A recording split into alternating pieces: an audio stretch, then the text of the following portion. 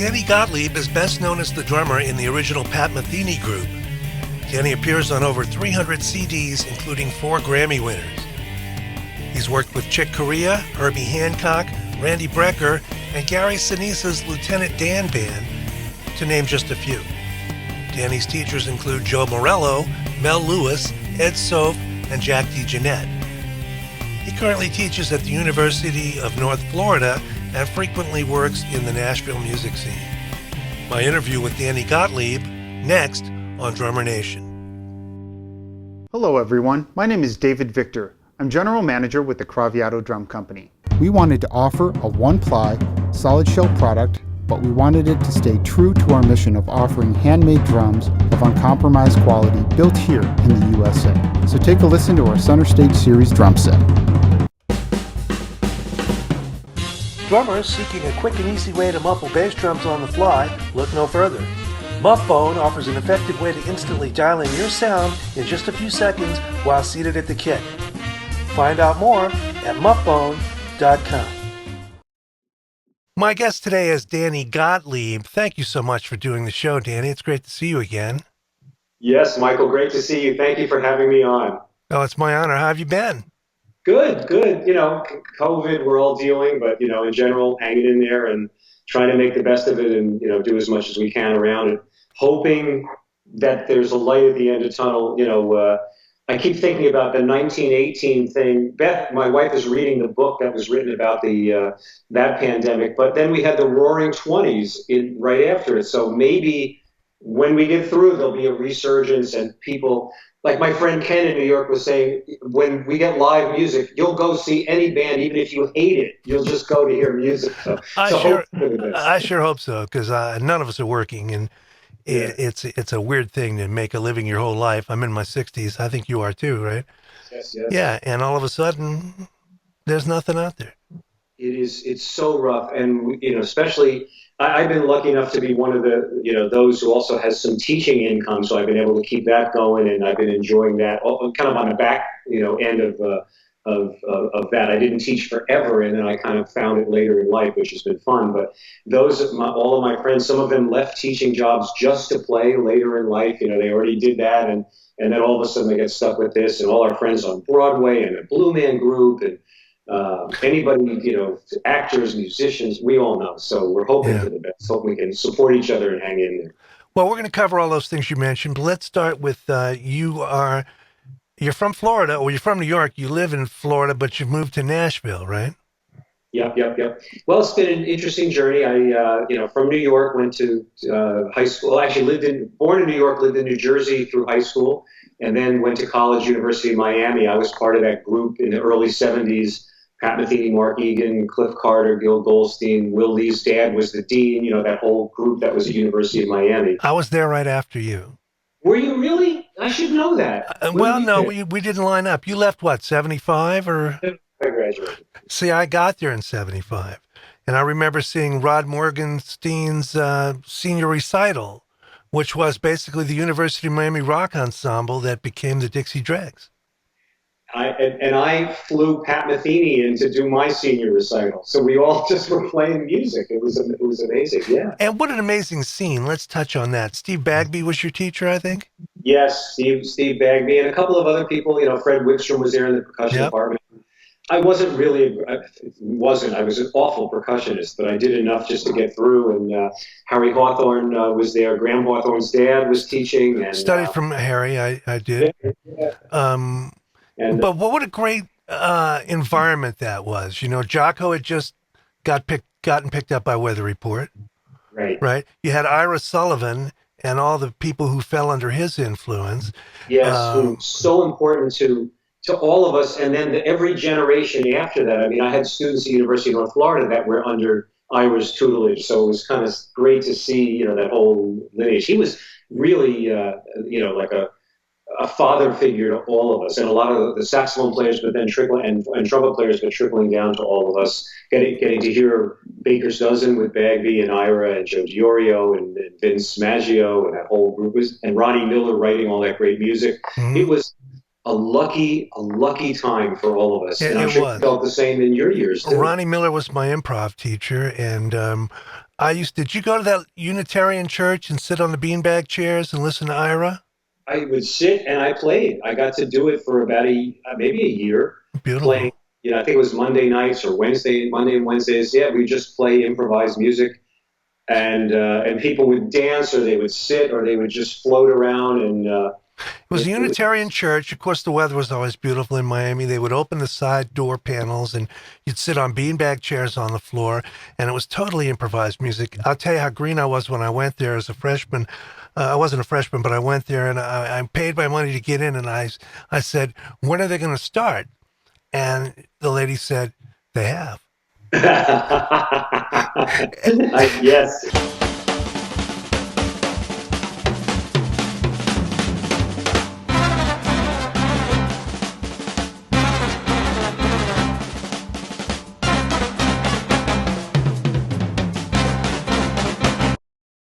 Memphis Drum Shop is the world's premier provider of percussion instruments. With 6 showrooms of gear, mycymbal.com, the Memphis Gong Chamber, and a first-rate repair department, turn to Memphis Drum Shop for all your percussion needs. Marky, the great bass player, best friend, friend in school and musical, compadre there, and then the Metheny Group. But we ended up playing in the Gil Evans Orchestra later, and Mark was saying how much the Miami scene prepared him for that experience between the Baker's Dozen and the Ira at the Unitarian Church, because Gil's band was like a free, crazy band, and we just fit right in as soon as we started. Mark was there a lot longer than I was, but it was great. So that experience at school was amazing. And maybe it's because we were young, but it really felt like we were artists, like that music was not commercial, and we were studying with great teachers and playing great music, and there wasn't a concern for making a living or, you know what I mean? It was just a wonderful time with a great environment. I can't say that was ever really on my mind, although if I'd hit a brick wall, maybe it might have been. But it was, as you were just alluding to, it was a professional environment because all the teachers were working musicians anyway. Right. And in the 70s, there was all those shows on Miami Beach, and besides the jazz scene at the Rancher and Jocko and the Flick next door to the university and all these jazz places, but there were club dates, there were weddings, bar mitzvahs, gigs all the time, country clubs, just all kinds of stuff, and everybody was working. I remember it was almost more important to get gigs than school, but it was all kind of tied together. Yeah, I remember I hooked up with some what they call casuals in L.A., club dates, leaders that would play all those hotels along Miami Beach, all those functions and bar mitzvahs and weddings and parties and meetings and before it was South Beach, before it got resurrected. Way back, exactly. Yeah, and there was so much work. Yeah, that's how I got through college, man. I would work 3 or 4 gigs on a weekend and go, I never got to play with Ira, but I did sub for Steve on a couple of his lesser, if he didn't want to go make that club gig, he would ask me to do it. Graves with the Bachelor's 3 up in Lauderdale. He used to hire all of us to go play those shows there all the time. Yeah, so what a great environment. Yeah, it was great. My friend Dave Drubin just posted.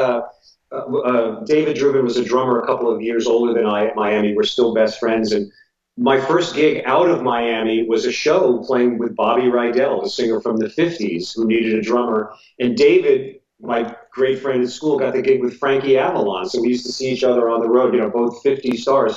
But our dear friend Mark Colby, who was at the University of Miami, great saxophone player who went on to play with Maynard Ferguson, had an amazing career, who just passed away. And Dave posted a picture of Bachelor's 3 where he was playing Frankie Avalon with Jocko on bass and Colby in the saxophone section. And I forgot how much Jocko was part of shows, music, whatever. It was really He worked at Carowinds, man. Yeah, exactly. Which was a local amusement park back. Was it Carowinds? No, it was Pirates World or something like that. It's up in Dana or something. Well, it was the Castaway. No, I'm talking about the amusement park. Castaway was a club. Yeah. Anyway, there was tons of work and tons of great players. What did you get most out of Steve Bagby? Because I loved him. Well, Steve was, first of all, he was such a great, ridiculous player. So just hearing him play, and he had, he would show me some licks that to this day I don't think I can play very well, like Philly Joe kind of things with triplets in the middle and really just to think musically. Was, he would hear me play and made a lot of comments about, just trying to play music. And he just gave me a few little tips to help kind of guide me in the musical arena, which was fantastic. Yeah, he walked me through all kinds of stuff that I... What did he work on with you? What were the things you... Well, I went to North Texas State for like a year and a half. Then I went to there. So he kind of babied me through the rest of all the independent stuff you have to learn as a young drummer, Sure. with a lot of focus on music. Yeah. Sambas and just all kinds of stuff, but just holding yourself as an artist, was he really had that in spades. So coming out of University of Miami in '75, what happened then? Graduated school. It was a big... Pat Metheny was there as a student, and we played. I was there '71, and he got there '72, and we were kind of inseparable for a couple of years. And there was a student faculty group we called Kaleidoscope at the beginning with Dan Hurley, who before he went to North Texas was teaching in Miami. Jerry Coker was around. Right. But that band, Whit Sider was there, and Mike Trenny, and Pat and I played in this student faculty group.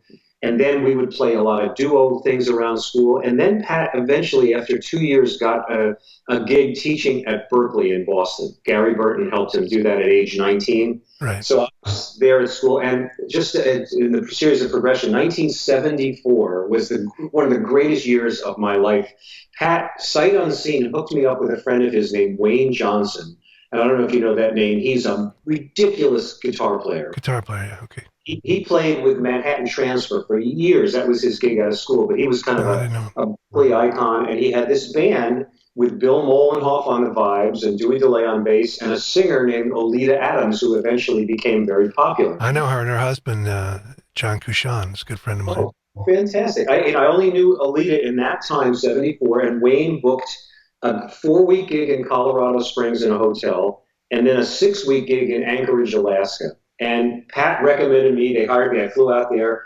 I actually missed my jury at Miami, and I got in hot water for doing it. But I did this summer gig. We played in a hotel, playing jazz and hanging out, and then we drove through Teton in a van and camped out and played at Expo '74 in Spokane, and then played up in Alaska for 6 weeks.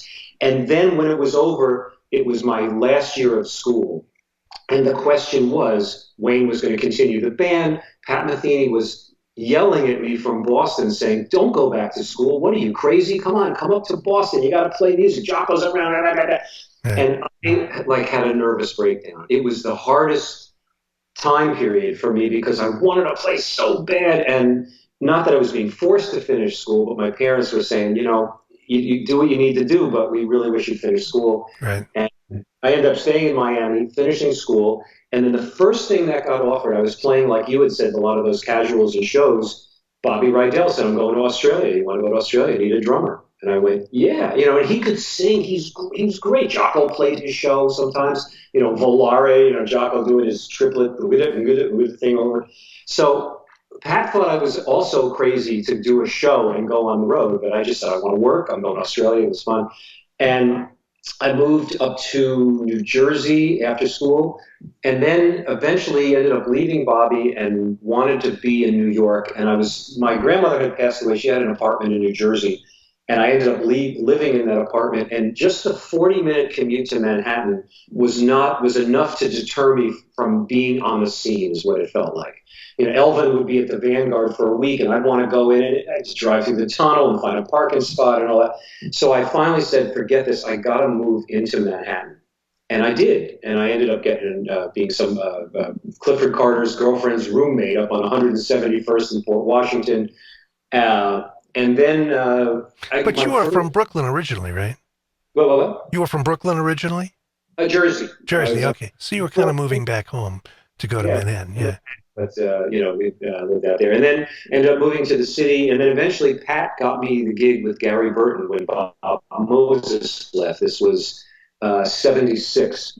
And they were all based in Boston. I heard that band with Moses. I didn't hear it with you. I wish I had. Say again, sorry? I heard that band with Bob Moses. I didn't hear it with you. I wish I had.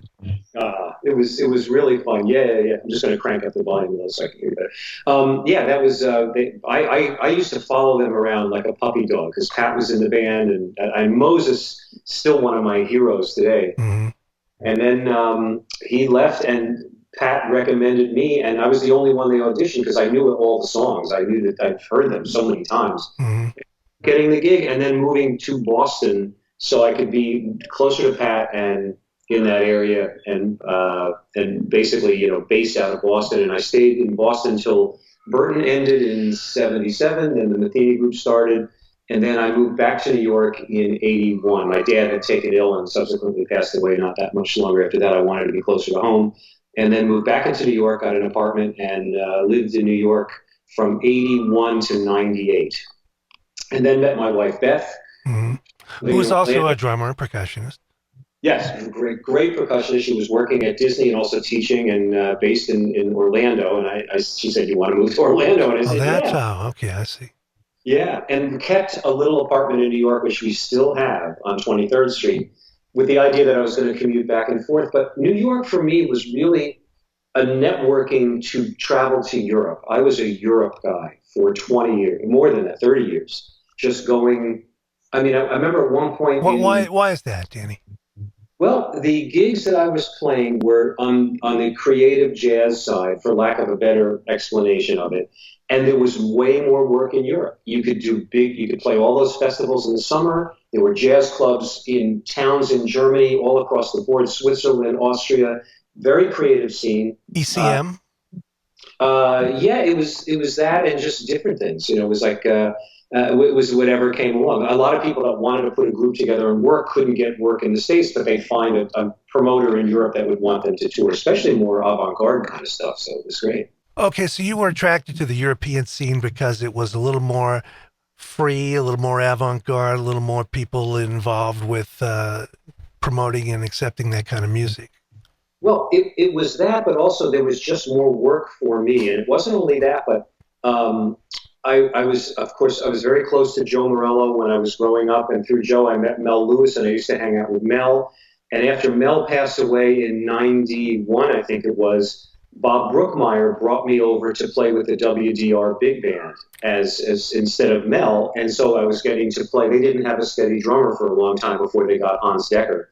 So I got to do that. And through that, there was an amazing big band pianist but composer named George Brunson. He used to hire a lot of New York and America-based musicians to go to Switzerland with his big band.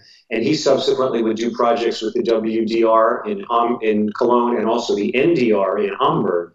And I used to get called maybe 7-8 times a year to do a week or two with one of those groups. So it was back and forth. And when I started teaching, which was later in 2005, I had totaled up. I had been to Europe 37 times in the previous 36 months. I couldn't believe it. It was like I went to Europe once a month for 3 years. That's a lot, yeah. Well, that got you going in Europe, though. That was a good thing. Let's pick up some of the stylistic influences here, because moving from Burton and Pat Metheny into like Airto and Flora Purim is a whole different bag. And then big band stuff as a Mel disciple, that's a whole different bag. Back then we kind of looked at them all as one thing, don't you think? Absolutely. And not only that, but Mahavishnu, Billy Cobham, Hendrix, Cream, it was all, 60s into 70s, everything. And I just happened to have a great jazz-oriented teacher in high school when I first started playing the drums. I got to the drums late. I was a cello player for 8 years and then switched to the drums at 15. And Mr. Geist, our teacher, who unfortunately just recently passed away, but the first thing he said to me was, listen to Basie Straight Ahead and Art Pepper Plus 11. That was his first instruction, which are two of the most important albums, Mel and Harold Jones. So that started me off there, and it never stopped. Well, we got a lot to pick up on there, too, because Harold Jones is a wonderful friend. I love that guy. And I know you have written a book with him. And we're going to jump around and catch all these things, rather than chronological. Tell me about Harold. Okay, Harold? Yeah. Okay. Well, all right. Again, Mr. Geist, I'm 15, says, listen to Basie Straight Ahead. It was on reel-to-reel tape at that point, believe it or not. And Then when I was 16, my Atlantic City down the shore in New Jersey was not a gambling town. It was just a resort. And my parents took me there, I think, when I was 16 for a vacation. And it was a Sunday afternoon, and I just wanted to walk around by myself, which I did. And there was a pier going out called Steel Pier, which would go out into the, above the ocean. Right. And I was walking around, and there's a big ballroom at the end, and it's the Bagby band doing a matinee. And I walk in, and I'm looking, and Harold sees me, and he goes, you a drummer? And I went, and he goes, come here. And he sat me at the drums in the Bagby band for 2 sets. And it was life-changing. I've been listening to this recording. It's Harold, and he was so nice. And that started the whole thing. And they played in Miami when I was at school. He got me on a guest list. And then years later, we stayed in touch. He was with Sarah Vaughan, and I played opposite them. I think it was with Metheny in Brazil, and I saw Harold with Sarah Vaughan. Mm-hmm. And then it led up to the kind of recent collaboration on the book, which I can tell you about too. But that's let's go into the book too. Let's talk about that. One thing that I used to do with Joe Morello, who we can talk about that also, taught in a store 5 minutes from the apartment that I grew up in New Jersey. And I met him again almost immediately when I started playing the drums. What was that store? It's called Dorn and Kirshner. And Billy Dorn was a famous mallet player who I think wrote books, and I've seen his name. And Kirshner was a gentleman, Irving Kirshner, who owned this store that was mostly band instruments, but they had a few rooms, and Joe lived nearby in Irvington and taught at the store. And I went in to buy drum heads, and a person named Joe McCarthy, who was in charge of the drums, said, "That's Joe Morello. That's Joe Morello." And I went, "Joe Morello? Who's that?" He was on the cover of the Ludwig Drummer, and I said, "That's that guy? Yeah." Played with Brubeck. Oh, played Brubeck. That's right. Oh. And I went up and knocked on the door, and I said, I live in a neighborhood. Could I take a lesson? And he said, you can come back for an evaluation. That's what he would do. And an evaluation is you go in and you play. He'd say, play a paradiddle as fast as you can. And you go, dig, dig, dig, dig. And he'd do it with one hand twice as fast. He'd say, I can kind of show you how to do this if you're interested. And I was like, yeah. So that was the start. But fast forward years later, and there's many things to talk about. But I used to tape a lot of lessons on videotape when video cameras first came out with Joe, which he would allow me to do. And I used to go to his house sometimes. And one day I went over there, and he was in a bathrobe. And in those days before the internet, a video of Joe with Brubeck was almost impossible to find. You heard the recordings, but you never saw a video unless you got lucky and saw it somewhere. Right. And Dave Brubeck had sent him a VHS of a concert, and he put it on, and he's watching it in his bathrobe. And I had my video camera, and he's laughing and saying, "Gottlieb, look at that left hand, look at that." And I said, "Can I videotape you watching yourself?" And he said, "Sure." So I ran a camera, and I have it to this day as a souvenir of Joe looking at himself and laughing and, "Hey, Gottlieb, look here." So that's very cool. I was thinking about Harold and wishing, this is after Joe had passed away, that Joe was still with us so that I could listen to more Brubeck things and let him talk about it, especially now that we have this new release that the Brubeck Sons came out with. Have you heard this thing? Where he's playing Take 5 with the Poco Loco beat. Is it a rehearsal for Take 5? He's playing like a stick on a rim, and I just heard that the other day. That's the one. It was a pre-version where obviously they were trying to find how to interpret it. Right. It was a little different tempo, and he wasn't playing time at first, and yeah. Yeah, and so I wish we had more. We could, if he was with us, we could listen to it, and he could give us more about the evolution of how that happened. But when I thought about Harold, I said, I thought to myself, we're all so influenced by his Bagby playing. Bagby Straight Ahead, Standing Ovation, and he's probably on 15 albums or more if you add all those bootlegs of Bagby from 68 to 72. Yeah, it was a great period for that band. Would he let me just come out, and what if I transcribe a basic outline of what he played and let him look at it, but also tell me what he did? And he said, sure. And I started to, again, this is all pre-pandemic, fly to where he lives in Northern California, and he would let me put on a videotape, and I'd stick the CDs on. And of course, the CD, someone would skip, and it would be weird. It took me a minute to get it together, but we listened to every track. And I would say, how do you not rush on Little Darlin'? And he'd say, I'm listening to Freddie Green. And that was my, thing that I locked into. And I think, a lot of the tips that he gave me were all based on that. But it was a way to study with him I've done that all my life, help people with books, and it's a way to just, Ayrto and Bob Moses and all these people, it's a way to get inside all of what they do while sharing and helping them at the same time, is what it feels like. So I got to do that with Harold. I thought it would take 3 months. It took 6 years to do it, but we got it done and really proud of it. Well, we also have some things in common. I heard Joe Morello at first drum clinic I ever went to was 67 in Fort Lauderdale, and it was Joe Morello. My dad took me, and he was a Brubeck fan, so I knew of him from that. But also Mel Lewis came into your life too, right? Yeah. Mr. Geist in New Jersey, we used to take the kids into the Vanguard who were underage, but we went in. And I heard Mel and I heard those cymbals, and I was like, oh, it's unbelievable. And I asked Mel if he would give me a lesson. I said, I studied with Joe Morello. And he said, no, I'm too busy. I don't have time for lessons. So I went back to a lesson with Joe. In the middle of it, I said, I saw Mel the other night. Oh, how's Mel doing? Good. I asked him about if he would give me a lesson.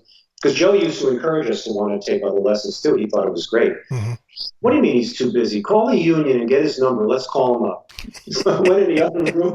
It's like the middle of the day. I was up hanging out. And I called the union 802, got Mel's number. I called Mel. It's Danny Gottlieb. I met you the other night at the Vanguard. I'm with Joe Morello. He'd like to talk to you. And Joe gets on the phone and says, what do you mean you're too busy to give this kid a lesson? He loves your cymbals. Would you just hang out with him? And he said, okay. So I just had gotten a driver's license, and Mel lived in Irvington, New York. This is before he moved back to Manhattan, and Joe was in Irvington, New Jersey, of odd things. But I would go hang out with Mel, and we'd basically just play me recordings, mostly, again, on reel-to-reel tape. And then he let me hang with him. He used to put me on the list at the Vanguard, took me on the jazz boat. He took me to the album Suite for Pops. They were recording at A&R, and he let me come and watch, and I sat in the corner. And the song "A Good Time Was Had by All," he let us all play percussion, so he gave me a cowbell. I'm on the background. Everybody's yelling and screaming as an overdub.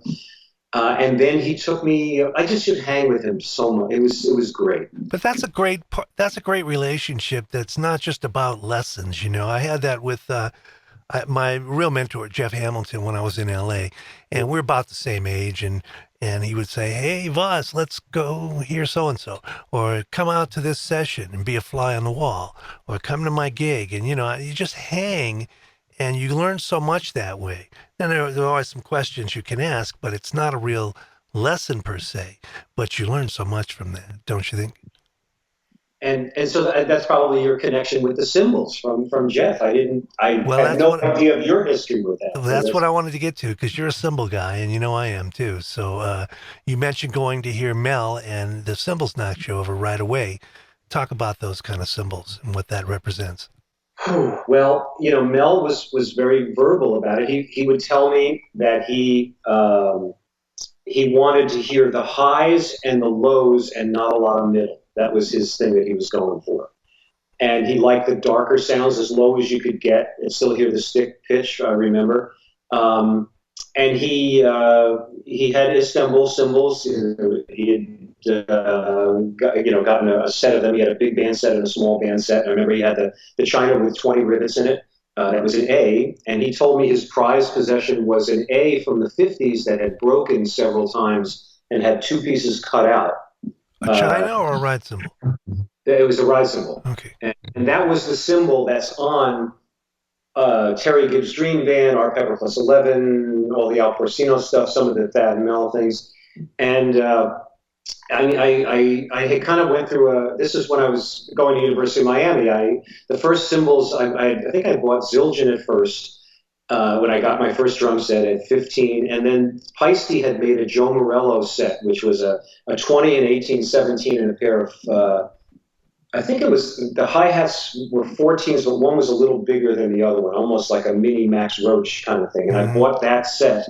But then when I went to Miami, Mel was becoming more of an influence, and I went to Eppolito's and bought a Gretsch drum set, and Mel helped me pick out a couple of cymbals, and there was a place in South Miami called Carol's Music. Did that exist? Oh, yeah, I remember Carol's. They had K's all the time, and they would let me take them all home and try it at school. I kept them. I don't know what I was thinking. They had hundreds of K cymbals there. So I kind of switched from the Peisty Joe Morello kind of cleaner sound to the Mel darker sound. Mm-hmm. He gave me a K, a ride cymbal. He gave me a pair of hi-hats, Mel did.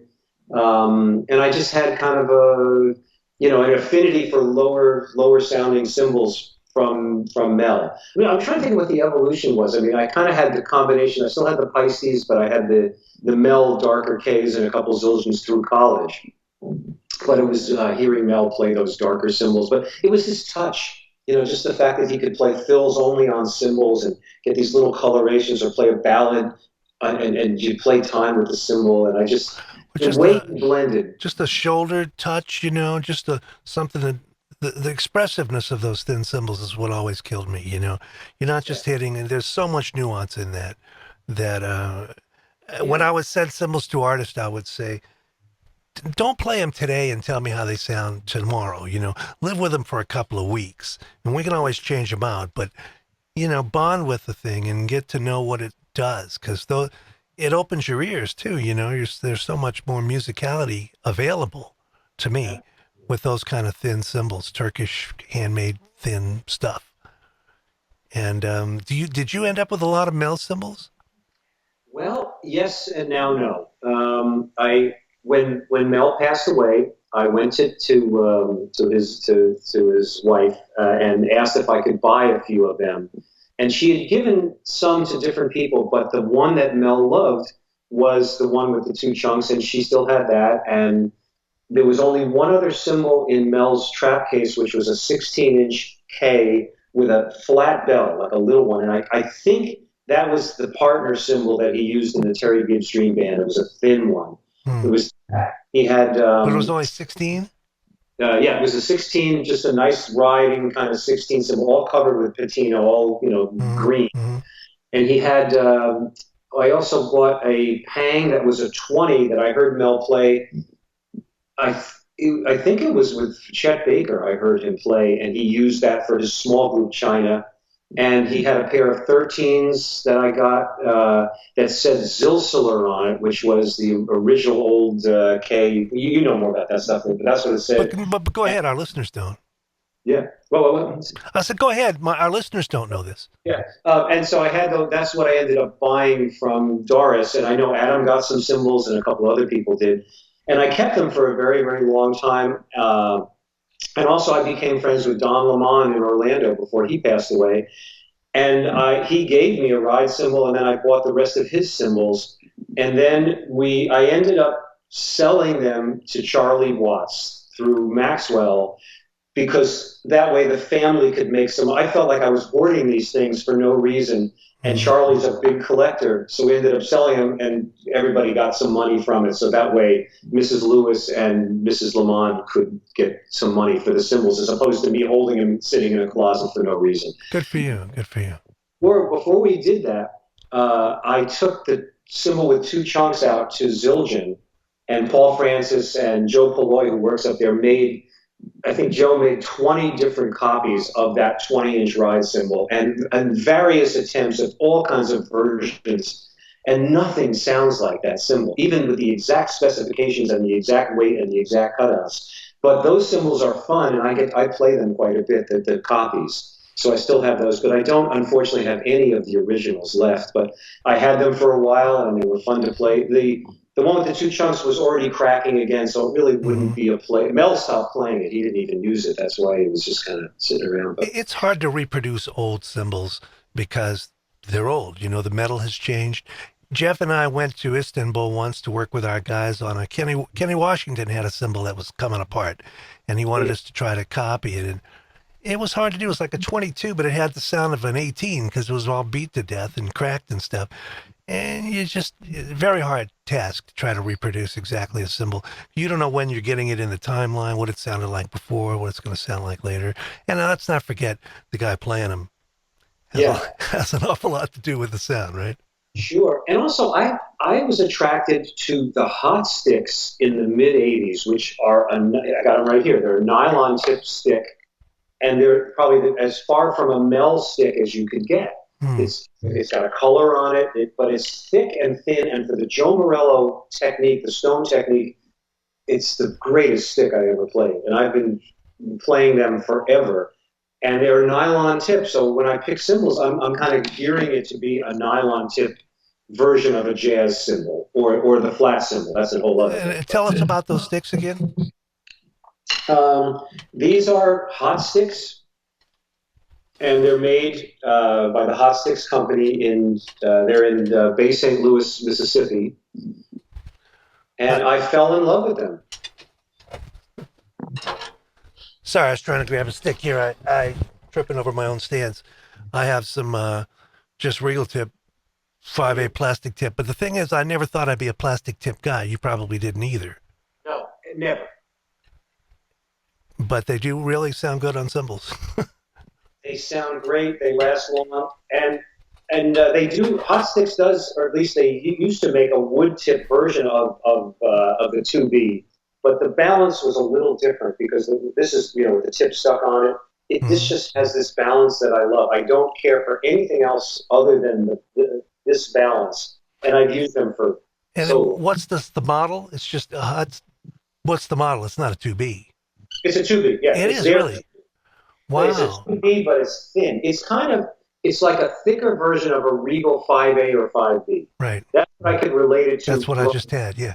Yes, the same thing, exactly what you just had. That's what I was going to say. Is it's kind of a bigger version with a thin taper here. Mm-hmm. But it's funny playing rock and roll or playing R&B or rock and roll louder music. This is not a good stick for that. So for that, I use the regular thicker 2B, which is not balanced as nearly as well, but they hold up better. But for jazz playing, I've used these for forever. Interesting. Now let's talk about your work. I know with Pat Metheny. I talked to Paul Wertico about this. Cymbals are very important in that band, right? Because there's so much layering in the middle with Pat and Lyle and all that stuff that a lot of it from the drum chair calls for color on the top, didn't it? Yeah. I mean, that was something that evolved. For me, the flat cymbal as an attraction came from a couple of sources. One was I did see Rock Lom Bob Moses with Gary Burton, and the last time I spoke with him, he just said he didn't remember this, but I know I saw him with 3 flat cymbals, nothing else, because I went, that's cool. And 3 flat cymbals that had different sounds, and he got that big stick sound, and I went, man, I love that sound. So I was attracted to that. I loved Now He Sings, Now He Sobs with Roy with that flat Pisces that Chick had. And then Airto playing, I think, the same cymbal on Return to Forever. So that sound was in my head. Light as a Feather, you mean, that recording? Light as a Feather. Yeah. And that's that same cymbal, the exact one? Yeah. I believe it was Chick's. I thought it was Chick's 18 thin Pisces. It makes sense. Yeah. It's certainly that sound. That's what I thought. And I was attracted to that, and I love that sound added to, say, Tony's kind of ride cymbal with a lower sound and Mel's cymbals, but the flat just seemed to be something I could relate to somehow. Now, you travel with your drums and cymbals, or just with your cymbals, or how does that work? Talking about back in the Metheny days, or anytime nowadays? Yeah, nowadays. Well, no, never. It depends on the gig and depends on what's needed. My wife and I have been with Gary Sinise's Lieutenant Dan band. Mm-hmm. I don't bring anything. I don't bring any cymbals because for that music, it's generic enough that a ride, 2 crashes, a pair of hi-hats, and a splash will work maybe at China. And it can be pretty much anything. If it's, I go with Zildjian as an endorsement, but can do anything. But if it's music that requires more of a sensitivity and a touch, then I bring cymbals. And within reason. And I ended up now playing DW. We've had Backline supplying DW for 15 years. I haven't had a bad drum set yet. It's just that they all sound great. It's good enough. Yeah, there are a lot of great drums out there. People don't maybe realize that if you do the DW thing, everywhere you go in the world, there's going to be a Backline kit for you. That was the reason behind it before I was even an endorser, just because it makes it easy. Because that band is a weekend band. nobody bring, the guitar player will bring his guitar and Gary will bring a bass, but it's all rented amps, all rented PA Right. thing, because it's a lot of military shows, so it's a very thing on the fly with that. But no, just to answer your question, I was thinking back, I've done a couple of gigs in my life where I was able to bring a drum set, but not that many. Let's pick up on the musical thread again. I understand the connection with Joe and Mel and big band playing and even going into Pat and Airto, but Mahavishnu, you did that gig. That's a whole different ball of wax. It's a whole different ball of wax. And I'm sorry, there's so many things we can talk about. I don't mean to be throwing you, left and right, but these are just... I'm fine with that. I'm doing the same thing. So... Okay. Well, the theme, let's see, I'll trace the thread up to that. First of all, again, like we talked about, growing up in the 60s and 70s, I heard everything. I listened to everything. I'm listening to Buddy Rich, and I'm listening to Booker T and the MGs, and I'm listening to the Beach Boys, and I'm listening, just like all of us. And then Mahavishnu hits when we're in college, and Metheny and I go see them live at the University of Miami, and it's unbelievable. And then, of course, we're listening to all these Miles recordings, and then there's all this Miles at the Fillmore and craziness, and then so we're saturated. And then Metheny Group starts, and that was kind of a combination of electric and acoustic, which was very unusual at the time to have, cover such a spectrum with a lot of dynamics and thinking like a jazz player, but with straight eighth note playing and Mark playing the bass. And of course, I listened to Mahavishnu, and we were all in such awe of Billy Cobham. It's like, who ever heard anything like that, ever? And then Metheny ended for me. This was the beginning of '83. And I remember I was kind of, okay, now what's going to happen? And can I really play? And, what's the next phase? And I remember I read this article that Chester Thompson had done in Modern Drummer talking about when Weather Report had ended for him. And it was the same kind of like, now what? Where am I? And can I really play? And then Phil Collins opened up. And I read that and I said, I'm going to go. And my mom always, both my parents, but, my mom was left in '83, and she would always ask, have you taken this as far as you can go? That's the question, how far, which your original thought that you said about when we went to college thinking about making a living, it was always, how far can you go? I didn't know I was going to be a professional musician. I was in complete conflict about it and not sure if it was really the path, but I just said, let me just see how I can go. I got lucky with great professional people that got me into that world, but I still didn't know if it was for me. And so then Metheny ends, I'm back in New York City, and it's like, okay. And the first gig that I got was Mark Egan helped the two of us get a gig with Randy Brecker and his then wife Elias. Mm-hmm. We toured in Europe. We played a lot of the same places we had played with the original Metheny Group. And it was such a fun, positive experience. We're just playing tunes. It's relaxed. Randy's nothing but complimentary. Ileani's got a Brazilian influence going on with the jazz. It was great. And it restored my confidence. And then Mark got us a gig we also had started the group Elements, Mark Egan and I, with our own little project. And we did a couple of recordings, finally to get with Bill Evans on the saxophone and our friend Clifford Carter on keyboards and Gil Goldstein and different people, and it gave us a chance to start working on our own project.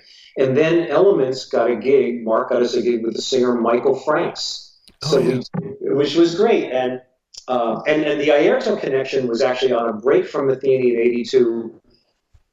Mark and I also got to play with Airto in Florida, which was just an incredible experience to get to do that, because I heard him so much with the Light as a Feather recording, and I just wanted to study with him, and was a great experience for a second drummer, because he would switch drums and percussion.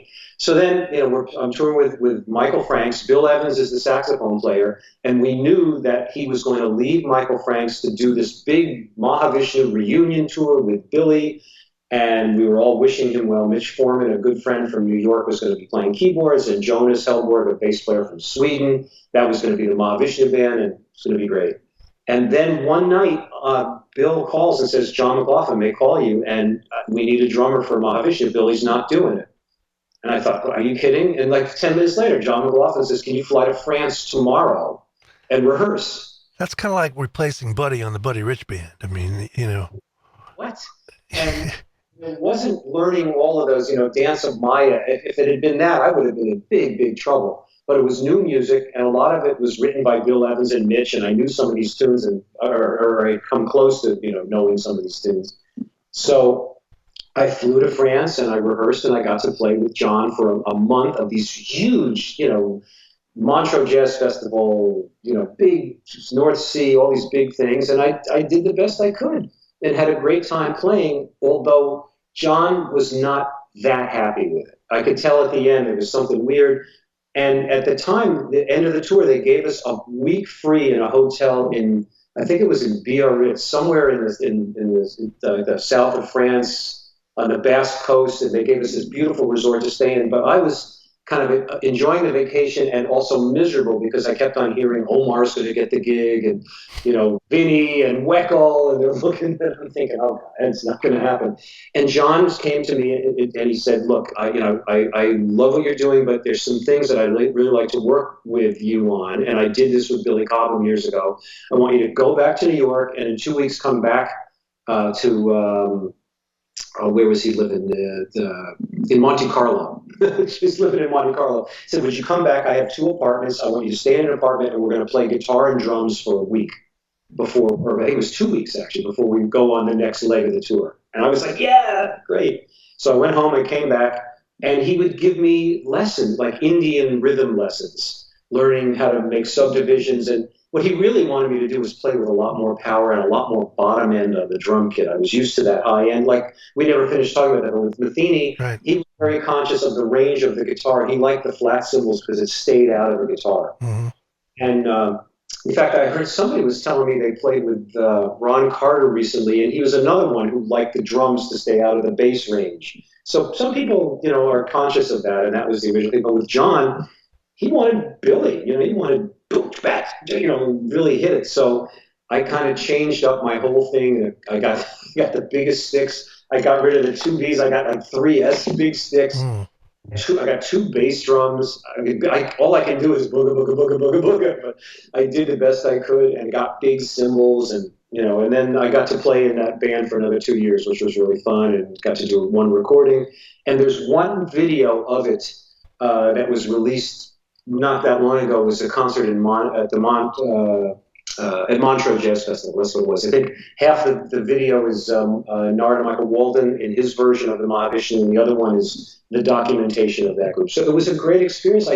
I love music. I love playing. I love trying to understand what John was doing. The power was incredible, and again, it was more of a jazz fusion group as opposed to the Mahavishnu rock kill. Mm-hmm. Not many odd time signatures. It was negotiable. It was manageable for what I was able to do. Well, that's a great story, and it's gracious of you to relate it, because what I was getting at that you addressed was it was such a different bag than what you would come up with, different sonic palette, different everything, and you had, a giant trying to tell you like, well, you're doing okay, but we need to work on something, and you did, and you nailed it, and stayed for 2 more years. So you were thrown out of your comfort zone and stepped up.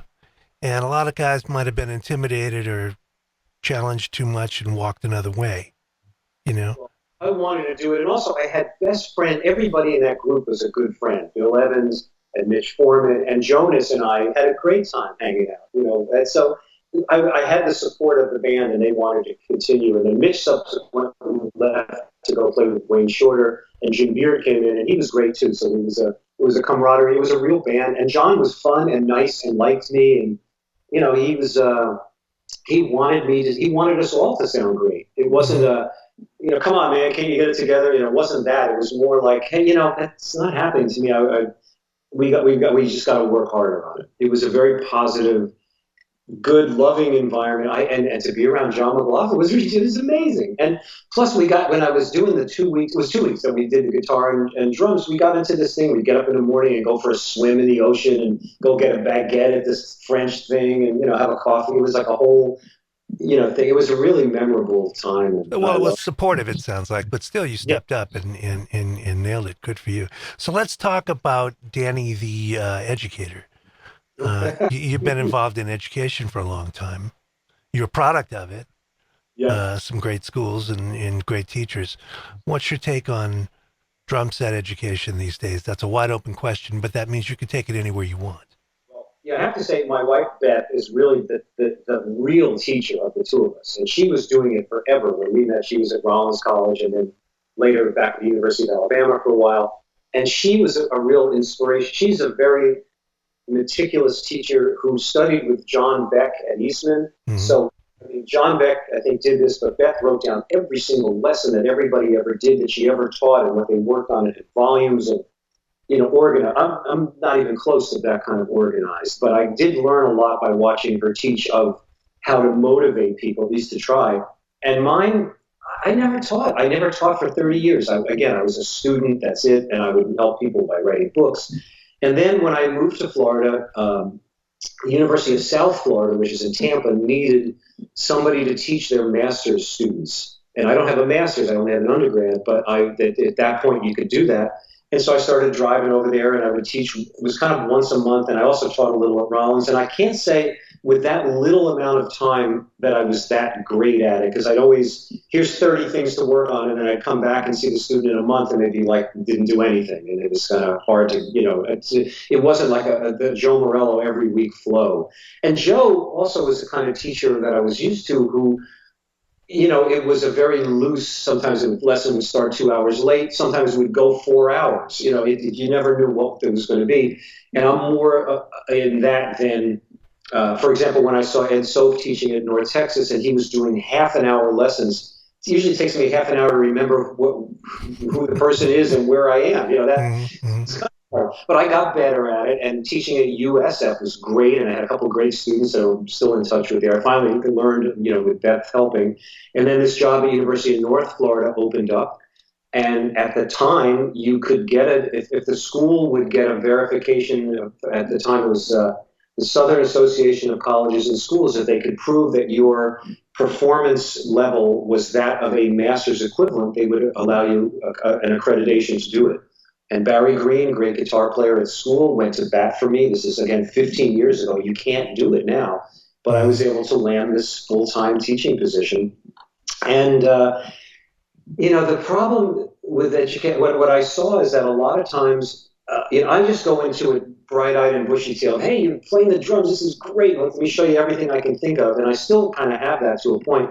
But school is an environment where you're under pressure to perform like a pro. You got ensembles, there's pressure, you got to do everything, everybody's on you to get it together, especially even more in the classical world.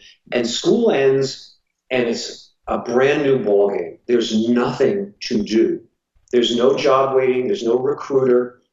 And in the 70s, you could go to New York, and at the time there was 30 gigs that I wanted, bands I want to play in. You remember those times where, you go to New York, Stan Getz had a band, Jerry Mulligan had a band, Phil Woods had a band, Diodato had a band, Ray Barretto had a band, Eddie Gomez had a band. There was so much you could do, and that's kind of waned, and there's now so many more schools that are teaching, that are having music education and jazz, that there's an abundance of people, less gigs, and the music I was really attracted to has kind of faded. I think everybody has kind of found that is very, very difficult.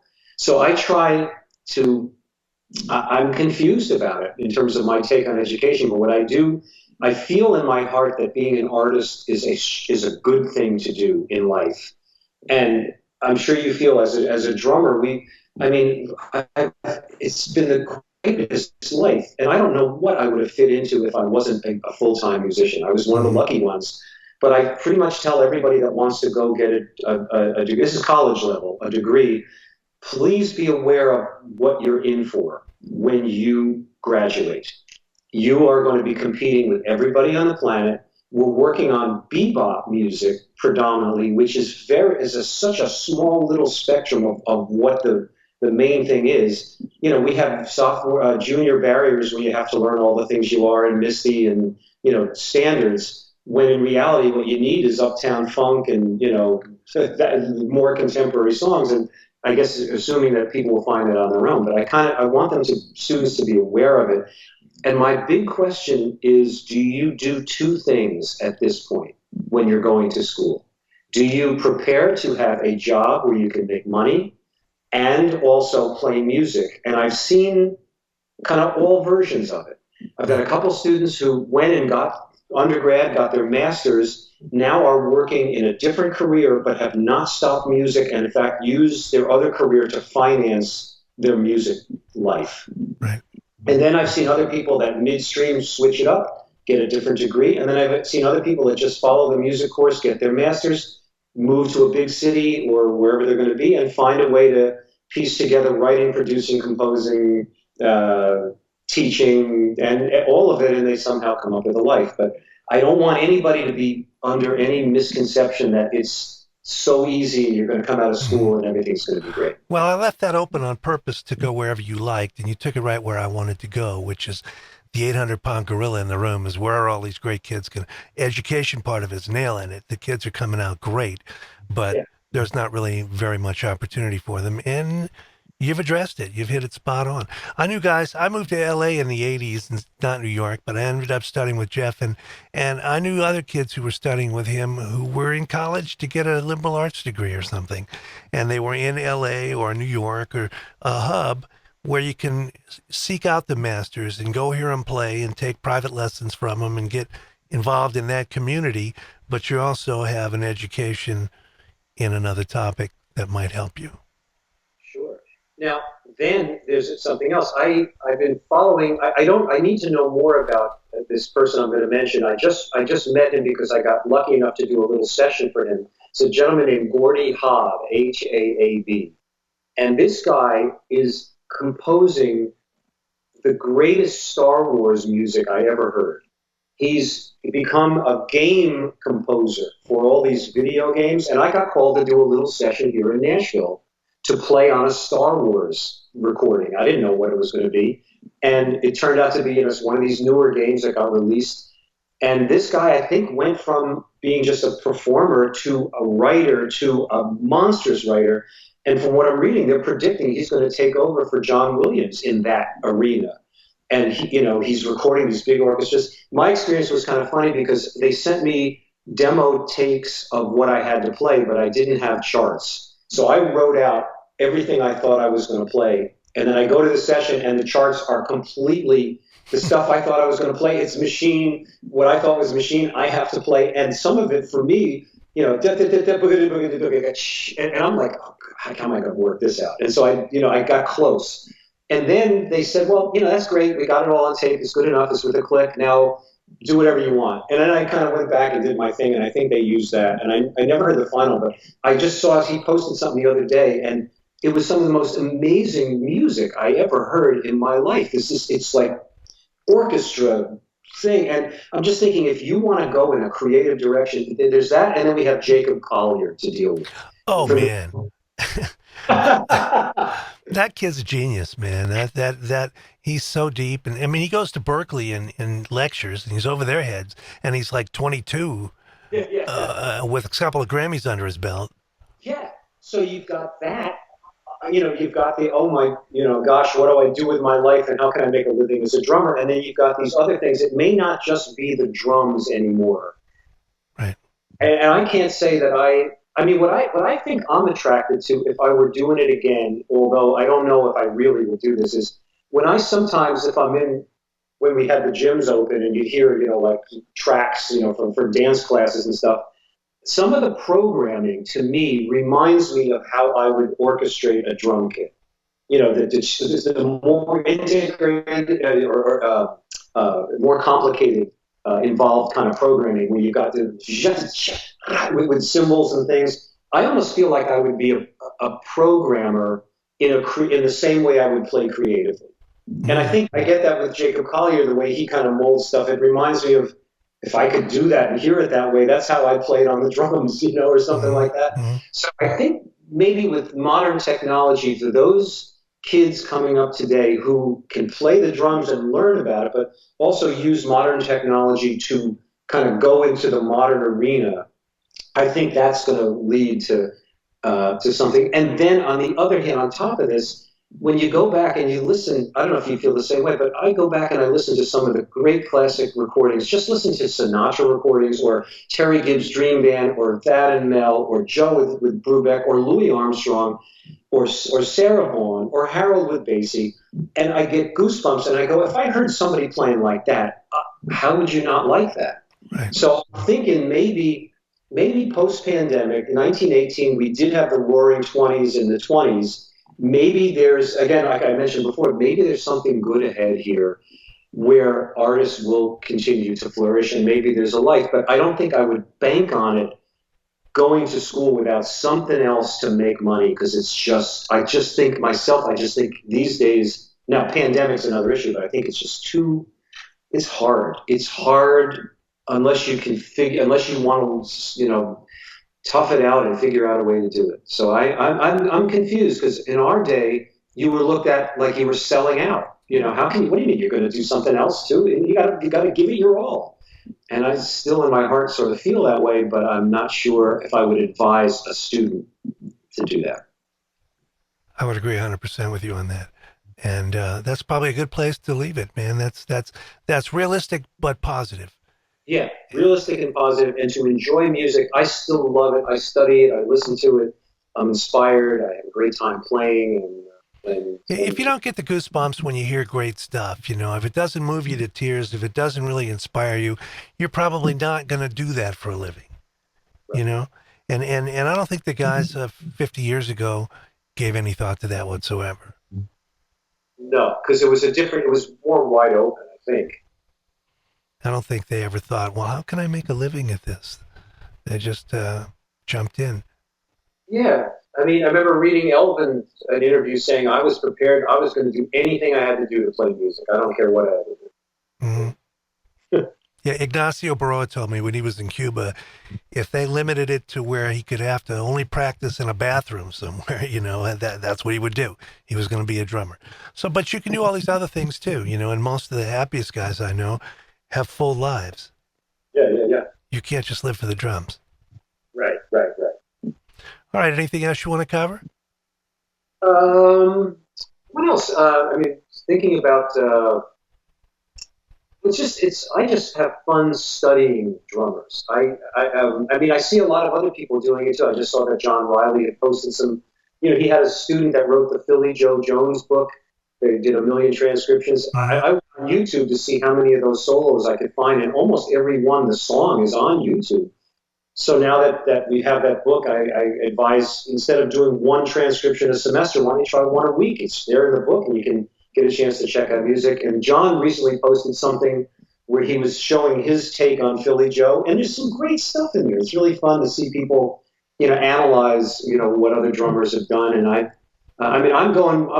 my inspiration really is big band, and I'm back to studying Mel with the Terry Gibbs Dream Band is my big obsession right now. I've been listening to that. But love those recordings. I just love those recordings.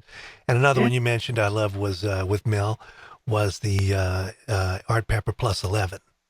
Yes, and that was again the first recording. And at school at UNF, they because of the restrictions of the room, you can only have 12 in a room. So the leader of the JE1, J.D. Scott, is doing all the Art Pepper Plus 11 because you can only have 11 people in the band anyway. That works. Although I think it was Art Pepper was the 12th, so I don't know how they got around. But I like that kind of melds into this idea of they used to call them a little big band, right? Like a dectet, a no-net. I like those kind of ensembles, don't you? Because you have big band sensibilities and combo sensibilities. Sure. And a lot of the shows I played years ago, probably you did too, in Miami, were a small big band. And Bobby Rydell was a small big band on the road. Everything was written for. Remember the Tonight Show? Every artist in the world came on that when Carson had it, and they sang with a big band. And Merv Griffin had a big band, and Dick Cavett. I mean, if you were an entertainer and you were on TV, there'd be a house big band because that's kind of how everybody's book was. Vegas performers, pop acts, all kinds of people. Yeah. It was a great time, and luckily we've got a lot of that stuff on video on YouTube that we can see, which is really, really fun. The All one right, where my friend. Buddy's on the TV show where the drums fall apart, and the other one where he goes upside. I never saw that when I was a kid. No, I didn't either. Well, I saw Tommy Lee do it in a concert, and then people said, Buddy did that a long time ago. So, I wouldn't have expected Buddy. Tommy Lee, I would. yeah, exactly. All right, I think we covered it. I appreciate it. The thing I get from you is that you're so positive and uplifting, and I like that a lot. Sure. Oh, and one thing I'd like to add is, by the gig I've been doing the most has been playing with Gary Sinise for the last 15 years. Do you know about what that is? I know about it, but go ahead, tell us. It's been one of the great experiences that kind of came out of left field. When I met my wife, Beth, she's been working at Disney until the pandemic. She's been playing all the things in the park, including the Christmas show every year. So when I moved to Florida, she got me as a sub on the Christmas show, and then I ended up getting the gig playing the Candlelight show, which runs from Thanksgiving through the end of the year. Oh, and you asked me before, why did we move to Nashville? When Beth ended teaching at University of Alabama, her dad was ill, and they lived in Nashville. So we came here thinking it was a music town. I could commute to Florida to teach. We wanted to be near parents, and unfortunately, he's since passed away. But that's why we ended up in Nashville, and it's been a great place to live. But with Gary Sinise, I was playing the Christmas show. Gary was one. They have a different narrator. Again, pre-pandemic, every 3 days they'd have a different celebrity reading the Christmas story with a 50-piece orchestra that I was a part of. And we said hi to most of the celebrities. And one year, Gary came up to me and said, didn't you used to play with Pat Metheny? And I said, this is Gary Sinise. How would you even know, this is Lieutenant Dan. How would you know who Pat Metheny is? He said, well, I'm actually a bass player. And I played bass in high school in a jazz group. He played in a band with Mark Feldman, the great violin player who played with Abercrombie. So he was involved in that. And he said, I heard you were playing drums in this, and I used to hear your group. And at one point, I actually wrote, I directed a play, and I made Pat Metheny's music part of the play. You had to use it if you were going to do the play. And Lyle and Pat had gone to see Gary's play, and they had been casual friends. So he knew of me through that group. And he said, and I just started this Lieutenant Dan band, and, we kind of just laughed and thought, how good could it be? And then he called Beth and I a few weeks later. The drummer in Chicago was doing, I think he was doing Lion King and couldn't get away to go play. And he said, would you and Beth want to play? It was a life-changing gig where we played. It was a thing for wounded soldiers, and Gary gave us a lecture. You're going to see people with no faces and stuff blown off, and just everybody's been through a lot. They want to tell you their story. And then it turned out he'd love to do 2 sets at that point, which was, I don't know, almost 50 pieces of music. And he didn't want us to use charts, even though the things were charted out. So and a lot of them were contemporary songs that didn't have any normal form, that had drums drop out for 2 bars and all this stuff. So I'm like cramming before the gig. It was a hard gig. It was fun. He plays great, had great time and great intonation, completely unexpected. The band was great. And my wife brought one of her friends, and she sat at a table with a guy who just had his legs replaced. And before the end of the night, he's up there playing the tambourine with us. It was a life-changing gig. At first, Gary did it for fun. If it did a few gigs, he would pay us all something and donate a few bucks if it made something.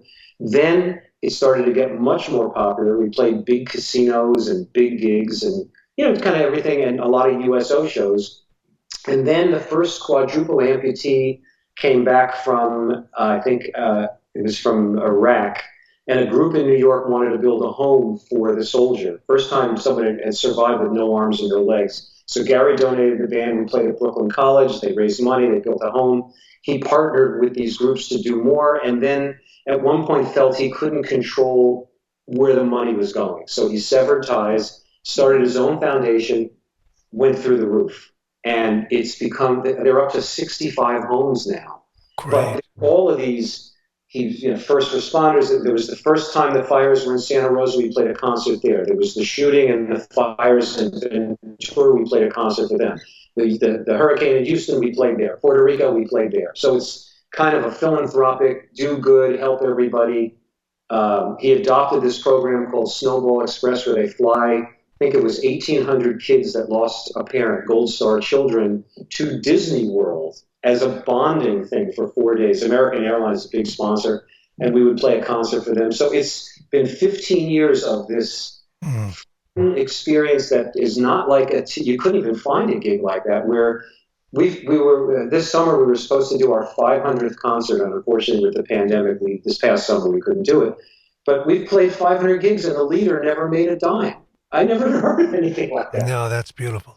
It's good music and it's fun, and I get to do it with my wife. We get to play together, which is great. And she's plays everything. Again, went to Eastman and got her master's, but she was in the Spirit of Atlanta drum corps, and that won drums in '81. So she's a ridiculous. I can't even think about playing the snare drum as well as she does. So it's a lot of fun. We have a great time. Well, I'm glad you added that coda, because that's a great story, and I know you're proud to be a part of that and giving something back, helping people who can benefit from it. It makes our lives so much. It's a way of playing music I could have never imagined, and I'm just proud.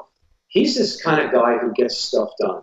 We're in a hospital. We can do a concert here, and then he just figures it out, and it's been really something to watch. I can't say enough about what a great experience, and to play music. Instead of leaving to go on the road, to be away from your wife, you can do it together, and we sound like one now, because it's she's kind of like percussion and drums. She's got half a drum set, and we play in unison, and except if we have to try to play unison rudiments, she buries me. So I gotta, I kind of just play it on the bass drum and let her do her thing over the top. Well, it's been great getting to know you. I mean, I've known about you and heard you play a little bit, but and we have so many mutual interests there. It's my pleasure. By the way, COVID notwithstanding, I used to go to Nashville quite a bit, and I know you probably drive through Atlanta to go to Florida. Absolutely, a lot. And so let's hook up one day. I owe you a lunch or dinner or beer or coffee or something. I'd love to see you and your wife as well. That would be a pleasure. Let us know when you're coming to Nashville. I'll let you. And I do go through Atlanta quite a bit. Mm-hmm.